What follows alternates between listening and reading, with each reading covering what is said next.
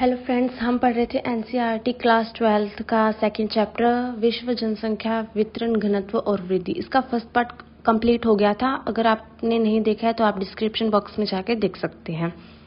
हमने जहाँ तक पढ़ लिया था उससे आगे हम स्टार्ट करते हैं। हमने यहाँ तक कंप्लीट कर लिया था अपना चैप्टर। अब हम पढ़ेंगे जनसंख्या वृद्धि। कुछ लोग ये समझ रहे होंगे जनसंख्या वृद्धि लिखा हुआ है यानी लोगों की संख्या बढ़ रही होगी, लेकिन इसमें लोगों की संख्या घट भी सकती है। अब हम पढ़ेंगे तो और ज़्यादा अच्छे से क्लियर हो जाएगा। जनसंख्या वृद्धि अथवा जनसंख्या परिवर्तन का अभिप्राय किसी क्षेत्र में किसी निश्चित अवधि के दौरान बसे हुए लोगों की संख्या में परिवर्तन होता है। यानी जनसंख्या बढ़ भी सकती है और जनसंख्या घट भी सकती है। यह परिवर्तन धनात्मक भी हो सकता है और ऋणात्मक भी हो सकता है। और इससे आगे हमें ये बॉक्स दिया हुआ है जनसंख्या भूगोल की कुछ आधारभूत संकल्पनाएं। ये हम थोड़ी देर बाद में पढ़ेंगे। इससे पहले हम इसके जनसंख्या परिवर्तन के घटक पढ़ेंगे। जनसंख्या परिवर्तन के 3 घटक होते हैं, जन्म, मृत्यु और प्रवास। सबसे पहले जन्म पढ़ेंगे। अशोधित जन्म दर को प्रति 1000 स्त्रियों द्वारा जन्म दिए गए जीवित बच्चों के रूप में व्यक्त किया जाता है। यानी प्रति 1000 स्त्रियों ने जितने जीवित बच्चों को जन्म दिया है उसे ही सीबीआर से जाना जाता है। यानी इसका फॉर्मूला है किसी वर्ष विशेष में जीवित जन्म बट्टे में किसी क्षेत्र विशेष में वर्ष के मध्य जनसंख्या गुना में 1000। ये इंपॉर्टेंट है, आप इसे याद कर लें। फिर नीचे दी हुई है मृत्यु का। अशोधित मृत्यु दर को किसी क्षेत्र विशेष में किसी वर्ष में के दौरान प्रति 1000 जनसंख्या के पीछे मृतकों की जनसंख्या से अभिव्यक्त किया जाता है। यानी 1000 जनसंख्या के पीछे कितने लोग मरे हैं उसके रूप में इसे व्यक्त किया जाता है। अब इसका भी फॉर्मूला यहाँ पे नीचे दिया गया है कि अशोधित मृत्यु दर बराबर किसी वर्ष विशेष में मृतकों की संख्या बट्टे में उस वर्ष के मध्य में अनुमानित जनसंख्या गुना में 1000। ये भी इम्पोर्टेंट है, याद करना है आपने। जन्म और मृत्यु एक प्राकृतिक कारक है, जबकि जो प्रवास है वो प्राकृतिक कारक नहीं है। प्रवास किसे कहते हैं मैंने आपको लास्ट वीडियो में भी बताया था कि लोगों का एक स्थान से दूसरे स्थान पर जाकर बस जाना ही प्रवास कहलाता है। अब इसमें 2 वर्ड आए हैं, उद्गम स्थान और गंतव्य स्थान। उद्गम स्थान वो स्थान होता है जहाँ से लोग चले गए, वो होगा उद्गम स्थान। एग्जाम्पल लेते हैं कि हम गांव में रह रहे हैं और यहाँ पे रोजगार के अवसर अच्छे नहीं हैं, इस कारण से हम शहर में आकर बस गए। तो कहाँ से गए? हम गांव से गए तो वो उद्गम स्थान हो गया। कहाँ पर जाके बसे? वो गंतव्य स्थान हो गया। यानी जहाँ पे लोग जाके बस जाते हैं वो गंतव्य स्थान हो जाता है। जो एक ही आदमी 2 प्रकार के आप्रवास और उत्प्रवास करता है। यानी एक ही आदमी एक जगह से जाएगा और दूसरी जगह पे आके बस जाएगा। अब आप्रवास और उत्प्रवास होते क्या है ये भी हमें पता होना चाहिए। तो इसमें आप्रवास की डेफिनेशन दी हुई है कि प्रवासी जो किसी नए स्थान पर जाता है आप्रवासी कहलाता है। हम शहर आकर बस गए तो हम आप्रवासी, शहर के लिए आप्रवासी हो गए। लेकिन हम गांव से बाहर निकल गए, गांव को हमने छोड़ दिया तो वो उत्प्रवासी हो गए वहां के लिए। और प्रवास होता है वो स्थायी भी हो सकता है, अस्थायी भी हो सकता है और मौसमी भी हो सकता है। और प्रवास है वो 4 प्रकार का हो सकता है। गांव से गांव भी हो सकता है, गांव से नगर भी हो सकता है, नगर से नगर भी हो सकता है और नगर से गांव भी हो सकता है। हम अगर गांव से गांव, किसी एक गांव से दूसरे गांव पर चले गए तो वो गांव से गांव हो जाएगा। अगर हम गांव से शहर की ओर चले गए तो वो गांव से नगर हो जाएगा। अब मान लो हम चंडीगढ़ रह रहे हैं, नगर है, हम किसी और नगर में चले गए तो वो नगर से नगर हो जाएगा और दूसरा हो जाएगा नगर से गांव। अगर मैं किसी नगर में रह रही हूँ गांव में जाके बस जाऊं तो वो नगर से गांव प्रवास कहलाएगा। हमने एक बॉक्स छोड़ा था, अब हम उसे समझेंगे।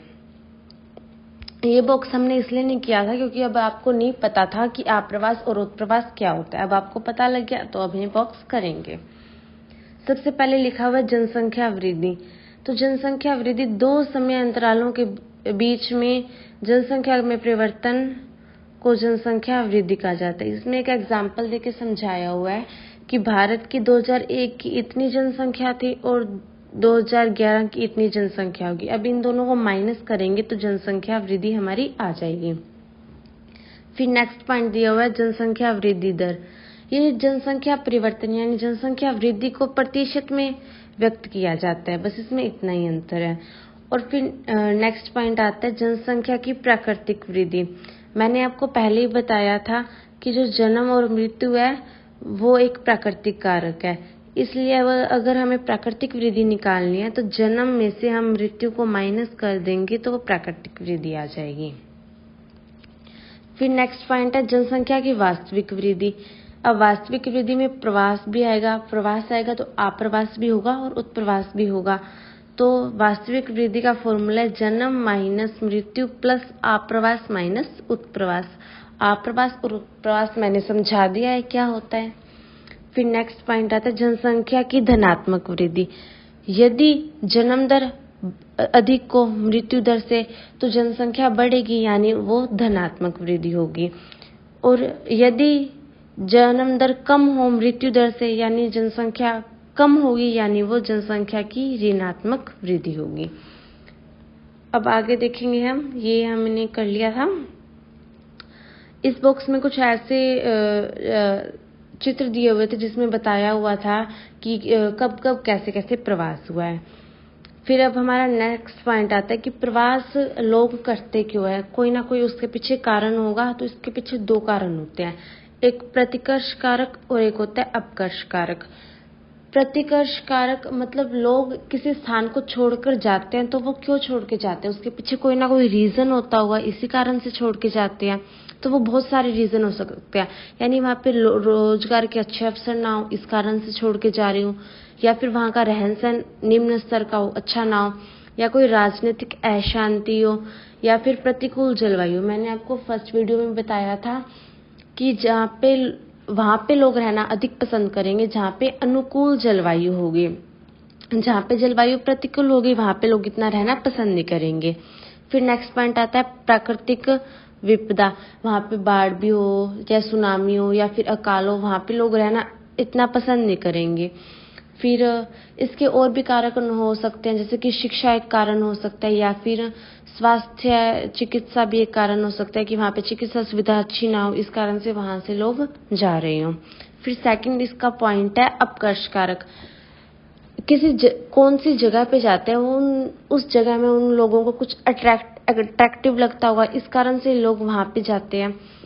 तो वो बहुत सारे कारण हो सकते हैं, जैसे कि वहाँ पे रोजगार के अच्छे अवसर हो, या फिर रहन सहन अच्छा हो वहाँ के लोगों का, वहाँ पे शांति हो, अनुकूल जलवायु हो, स्वच्छ वातावरण हो, शिक्षा सुविधा अच्छी हो या चिकित्सा सुविधा अच्छी हो, कोई भी कारण हो सकता है। फिर नेक्स्ट इसमें पॉइंट दिया हुआ है जनसंख्या वृद्धि की प्रवृत्तियाँ। इसमें हम पढ़ेंगे जनसंख्या वृद्धि कब कब और कैसे कैसे बढ़ती गई। तो इसमें पहले लिखा हुआ है कि 8000 और 1200 वर्ष पहले जनसंख्या थी वो सिर्फ 80 लाख थी। फिर उसके बाद में थोड़ी जनसंख्या बढ़ी, फिर ईसा की पहली शताब्दी में 30 करोड़ से थोड़ी कम जनसंख्या हुई। फिर 1750 ईस्वी को ये औद्योगिक क्रांति का समय है, यहाँ पे जनसंख्या 55 करोड़ होगी। उसके बाद में जनसंख्या बढ़ती ही जा रही है। नेक्स्ट बॉक्स दिया हुआ है, उसमें लिखा हुआ है विज्ञान व प्रौद्योगिकी ने किस प्रकार जनसंख्या वृद्धि में सहायता की। विज्ञान और प्रौद्योगिकी ने जनसंख्या में परिवर्तन किस प्रकार किया, ये इसमें बताया हुआ है। विज्ञान जब से हम देख रहे हैं तब से उन्नति करे जा रहा है। इसने भाप इंजन बनाया और फिर उसके बाद में पवन और जल से यांत्रिक ऊर्जा बनाई। इस कारण से कहीं ना कहीं कृषिगत और आदि में भी विकास आया, उससे जनसंख्या में परिवर्तन हो रहा है, ये भी एक प्रमुख कारक है। और चिकित्सा सुविधा ने भी जनसंख्या में परिवर्तन किया, जैसे कि टीकाकरण की सुविधा हुई, रोगों से लड़ने की सुविधा हुई, चिकित्सा सुविधा अच्छी हुई, स्वच्छ वातावरण हुआ, तो मृत्यु दर ऑटोमेटिकली कम हो गई। मृत्यु दर के कम होने से जन्म दर तो उतनी ही बनी रही, मृत्यु दर कम होने के कारण जनसंख्या में वृद्धि हुई, ये भी एक प्रमुख कारक है। आज के लिए बस इतना ही, आगे पढ़ेंगे हम नेक्स्ट वीडियो में, बने रहिए हमारे साथ।